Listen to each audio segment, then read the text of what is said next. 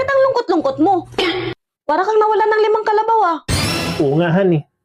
Gusto ko nga sana makatulong sa'yo sa mga gastusin dito sa loob ng bahay. Kaso yung mga trabahong ina-applyan ko, hindi ako natatanggap. Huwag mo nang isipin yun. Matatanggap ka rin sa trabahong inaplayan mo. Gusto ko kasi, Han, makatulong agad sa'yo dito sa mga gastusin sa loob ng bahay. Kasi ayaw kong sabihin mo na pabigat lang ako masyado sa'yo. Ayaw ko yung ganun. Kunting problema lang yan. Huwag mo masyadong dinadamdam. Ay, hindi, Han. Ayaw ko yung ganun. Para sa akin, Han, pabigat talaga ako dito sa bahay.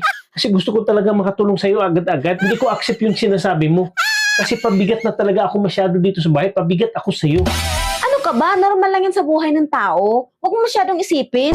Alam mo, masyado na talaga akong pabigat sa'yo. Yun ang sabihin mo. Siguro gusto na talaga akong paalisin. Kasi pabigat na talaga ako. Ay, kung pabigat ka, di lumayas ka.